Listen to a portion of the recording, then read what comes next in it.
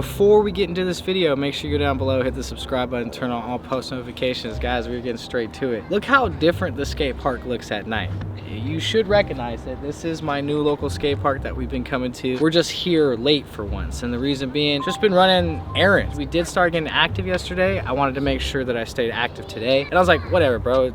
Nighttime, daytime, it don't matter. Might as well come to the skate park, get a sesh. I'm gonna warm up, and then we're gonna get into a little bit of a deeper topic. Actually came up on stream. Someone in chat had mentioned that they wanted to know more about my addiction and just my past and my backstory, my previous job. A great idea. We should share my backstory. You guys should know some of the things I went through, experienced before I became a YouTuber, before I started living this life that I live now. Let's start skating a little bit because we don't have a lot of time, and I do want to start breaking sweat, and we'll get more into that in just a sec. If you've been keeping up with my skateboard journey, you know that mastering the half pipe and just, you know, vert in general, it's been huge for me. I want to be smooth, bro. It's all in your body weight.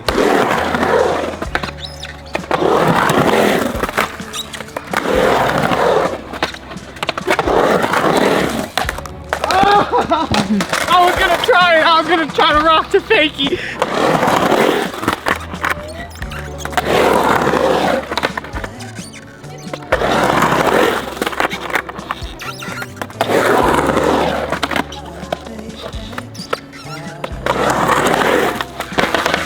Dude, the front 180 hour reached to it.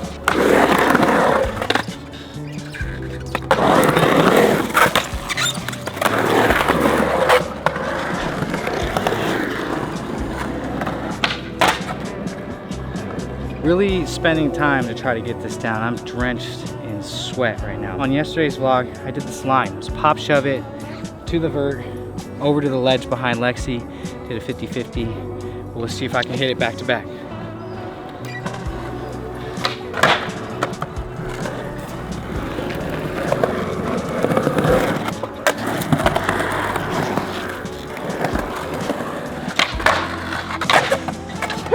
Yeah. That was so sick, bro. I hit that so clean. I think that was cleaner than the other one. So glad that I decided to start skating again. I just feel everything slowly coming back. Like the way I feel on the board gets more comfortable every day, and it's like a relation to my vlogs and my streaming. Like the more I do it and the more consistent I stay with it, just the better I get.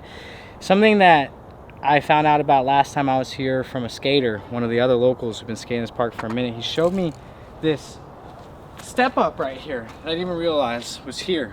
You hit it from the quarter pipe, you come here, as you come up, you ollie and you come up onto this platform here. I'm gonna attempt the ollie first. If it's comfortable, we'll try some more tricks.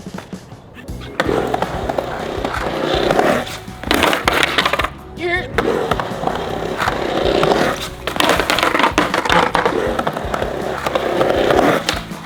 Oh, nice. Yeah, I get it. Yo. Nice. That thing is sick, dude. Oh. Oh, damn, bro. Close. Yeah. Damn. Oh, you slid Does out? that count? No. I mean, I'm still working on getting beastie kick flips. That was good. That was good. But let's see if I got this board front still. All focus and balance. Oh. Nice. I've always wanted to try this right here. Look at this quarter pipe. It's so different. It's literally a wave. I would drop in on it, but I feel like I'm gonna hit the hump and fly forward. Oh my god, you got scared. Yeah, I got scared because I was like, shit, that shit's tough. You got a helmet on though. I know, but dude, the way, I just gotta make sure my knees stay loose. Have you seen someone do it? Yes. Oh, Oh, you got it. oh. Yeah, it's not as bad as I thought it was gonna be. It's over with. I'm good now. I know what it feels like. Nice. You know what I'm saying? Yeah. When I first came to this park, I set my eyes on this for the first time. And I've just been lagging on it. because the drop is really high. But I really want to ollie to manual this.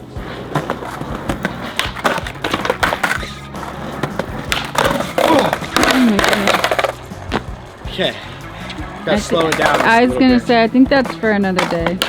No, I'll conquer it right now. I just gotta Oh, really? You start hesitating, and that's when it gets bad.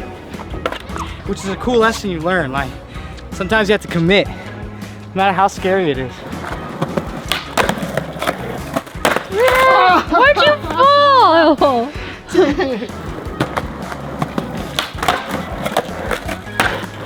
Yeah.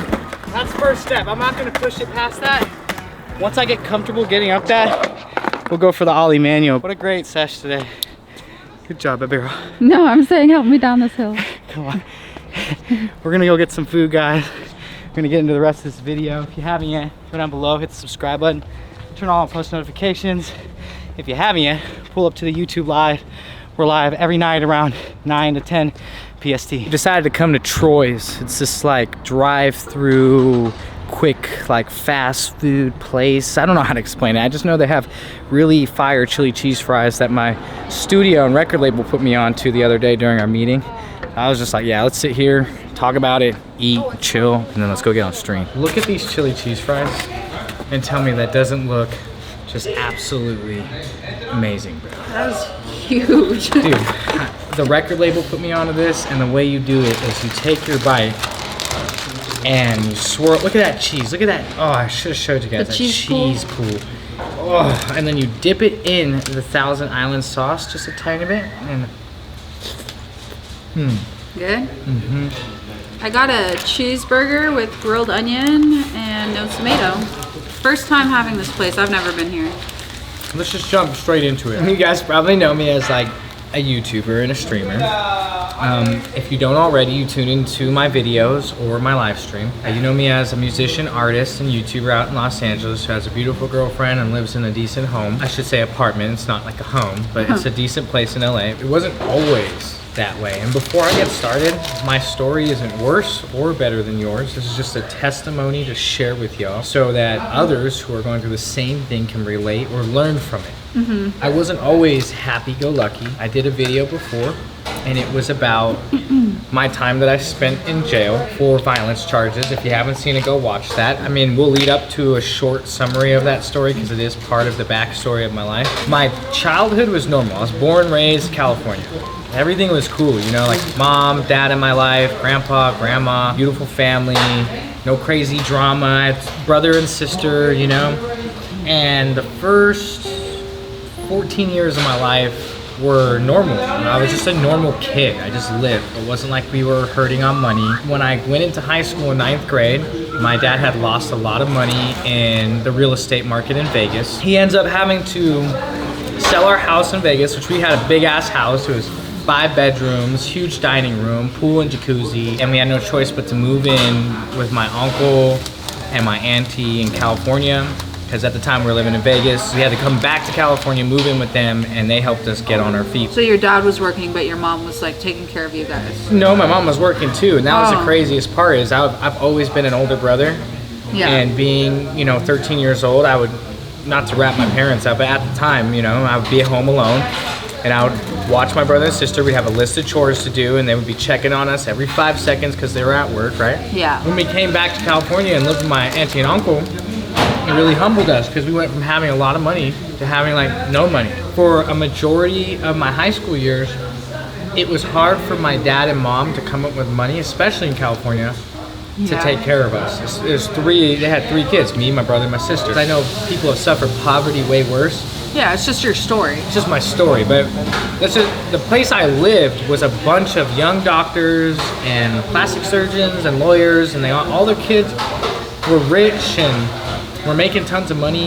I was living with a rich family, but my parents weren't rich. So when it came to like clothes and going to McDonald's after with my homies, me and my brother like almost never had flow to like really just hang out with their friends. And hang out with my friends. My friends wanted to go do stuff that cost a lot of money. Every time my dad paid, he had to pay for 2 of us because my sister was too little to hang out with us, but my brother and me were like inseparable at the time. It was like, hey dad, can I have, you know, $5. Me and Jason are gonna split it and just get a cheeseburger and a fry each. He'd be like, what do you think, I have money? And I know that probably hurt him so bad to tell me that. Yeah. Because I know he loved us and wanted to take care of us, but now me being an adult, I get it. Sometimes money's tough and it's hard to make money and get back up on your feet. We fast forward now, I'm getting to the end of 9th grade. I'm starting to adjust, I'm making some friends. People are starting to understand my situation. And all of a sudden, my mom cheats on my dad. And I'm not trying to put my family business out there, but this is all in the past now, guys. The reason it happened was my dad, during his bankruptcy, he just became very abusive and toxic. She ends up cheating on my dad, but it ends up spiraling my dad into like a drinking spree. He was heartbroken. He'd been with my mom for 20 years, but that really affected me and my brother and my sister. I don't blame my dad, I used to.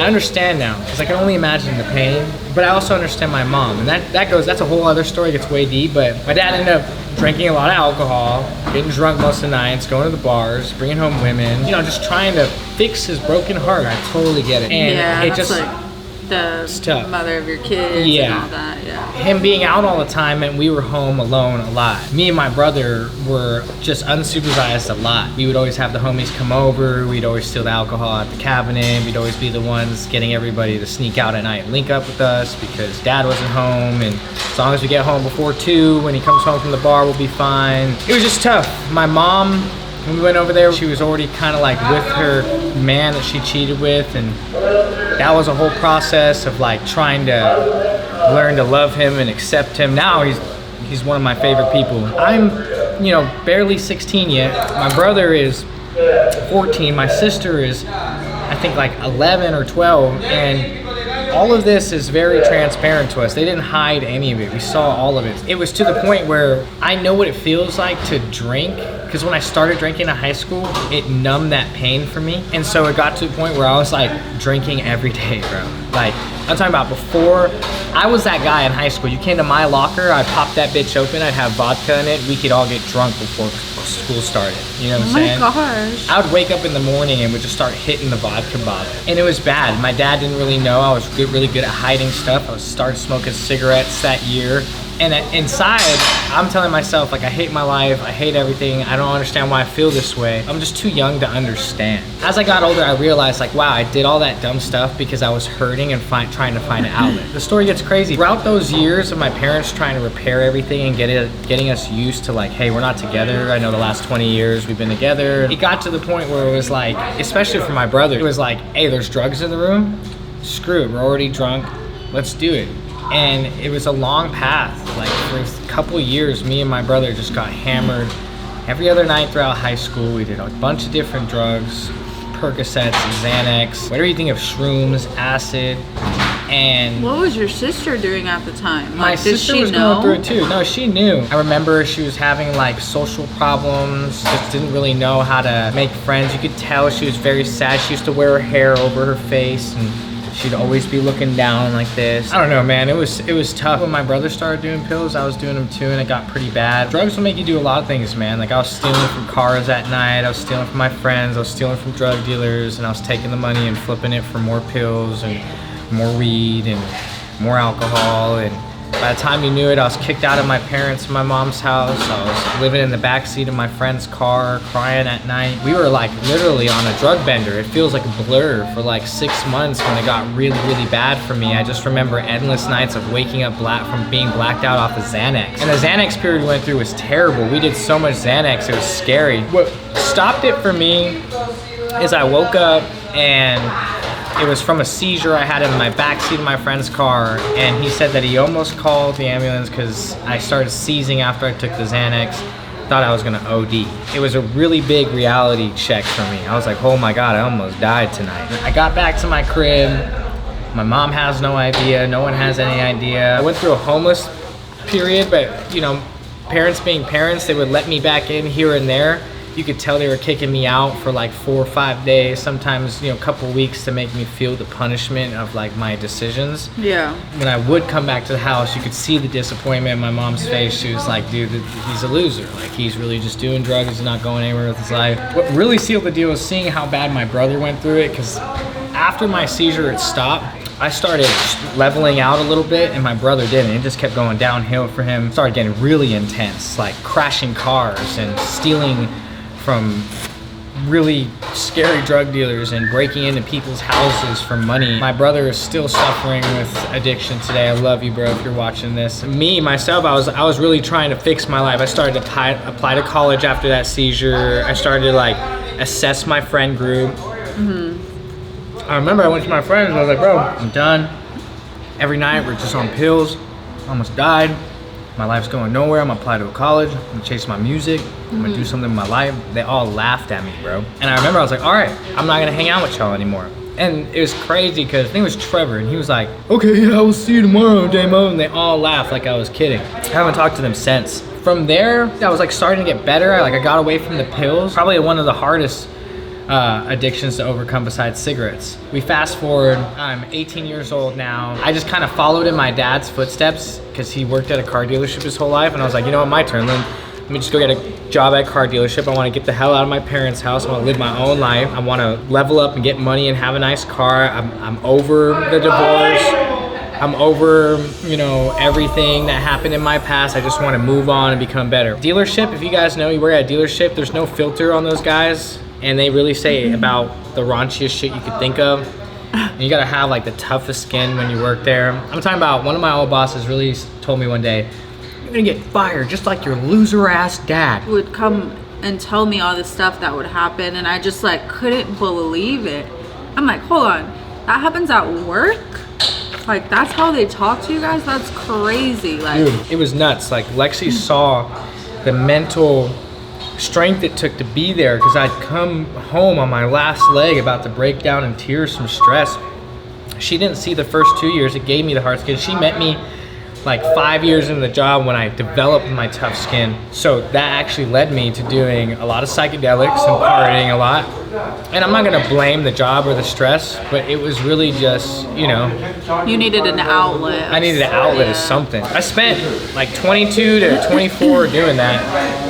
And then I finally woke up and was like, you know what? I need to get my life together. I need to take shit serious and really go after my dreams. That's when life really changed for me. And the biggest key factor that changed it for me was God. And God has interjected in my life a lot. It was when I really locked in and was like, dude, I'm done losing. I'm done choosing to be a victim of my emotions. I gotta do what's right for myself. I gotta stop blaming the world for my parents' divorce. I gotta stop blaming, like using it as an excuse to be sad and angry at the world. Guys, I was an angry person. I'm talking about the amount of trouble and the amount of fights that I got into was ridiculous. When you're on a whole bottle of vodka, 2 packs of cigarettes, 2 acid tabs, and a little bit of cocaine, you pretty much do about whatever, bro. I'm telling you, like, whatever. Not until my 10-year journey at Audi ended, I really dialed in on my music, my fitness, my goals. I really woke up every day focusing on like what I need to do to move forward and not giving myself any excuses of why I couldn't do it. Eventually it led to the record label deal in LA. And of course the story gets way, way deep. We can go way deep into detail. But I ended up getting signed to a record label. That's how I met Chino 2 years later. That's how I met the squad. That's how I learned how to do YouTube. And now we're here. But I just wanted to share that story, man. Divorce is tough. Being in high school and finding your way is tough. Growing up and understanding how to cope with your emotions in our generation is so tough. Yeah. Especially the way we value each other's opinions in this generation. It's like, oh, you voted for this one? I hate you. Sorry, I can no longer support you. So if you're going through something like that, like divorce or in high school and you're just lost, I hope you know, like, none of that stuff helped me, but I'm glad I made it through it. I wish I would have spent more time on my future and myself, my health, my wealth, my family and education versus sitting in my emotions all day, doing drugs, drinking, and trying to find other outlets. I wish I would have taken my 20s a little bit more serious. But to some of you out there who are worried that you're in your late 20s and haven't made it yet, there's no pressure. I didn't start YouTube or really start living a healthy life until like 3-4 years ago. The first 25 years of my life, guys, was a roller coaster, and it was full of learning experiences. I felt like I really needed to share this with you guys because you guys see me as a super positive, like up and coming YouTuber, but it wasn't always like that, bro. Like, I was really like the most depressing person. I really did not believe in myself. Like, I really was just like so confused at a young age, and growing up and learning how to adult on my own was tough. And then I just one day, like I said, one day I was like, nah, like, trust in God, love yourself, put yourself first, believe in yourself, bro, go forward, no matter what it takes. I really should be either dead, addicted to drugs and in a rehab, or homeless on the side of the street, but I've been able to really turn around my life. And I'll say it again, my story is not worse or better than yours. This is just a testimony that I'm sharing with y'all. Just know that, like, whatever you're going through, it is not too late to change it. And just because you're in your 20s or going into your late 20s and you haven't done anything yet monumental or anything that brought you success in your life yet, there's no reason to feel behind or jealous of your peers. So give yourself a pat on the back and just be grateful that you woke up today and you're still breathing, because really what it comes down to is just, if you have time to spend on your life and you to make it better, even when it's at its worst, that is a blessing in itself. I am so grateful I had time to change my life. I love you guys, man, and just know that anything you put your mind to, I know a lot of people say, but it really is possible. Share with me your story in the comments. Teach me something, inspire me, or just let me know how I inspired you, or if this story helped you.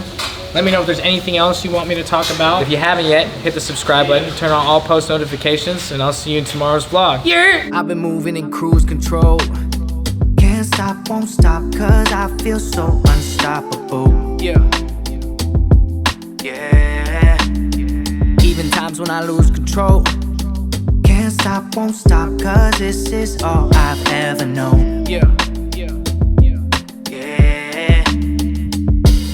Avoiding altercations. Don't you test my patience, don't you? No. Don't test it. Praying to God I get a blessing. Cause this is dedication. I don't ever plan to let this go. Gotta get it hit, so you know I'm about to go ahead and lock it in. I've been moving in cruise control. Can't stop, won't stop, cause I feel so unstoppable. Yeah. Yeah. Even times when I lose control. Can't stop, won't stop, cause this is all I've ever known. Yeah.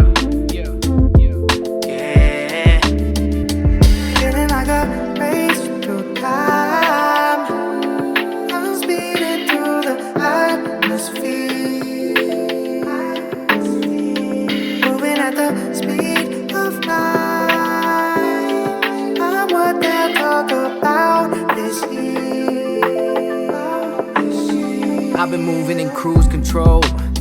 Can't stop, won't stop, cause I feel so unstoppable. Yeah. Yeah. Even times when I lose control. Can't stop, won't stop, cause this is all I've ever known. Yeah.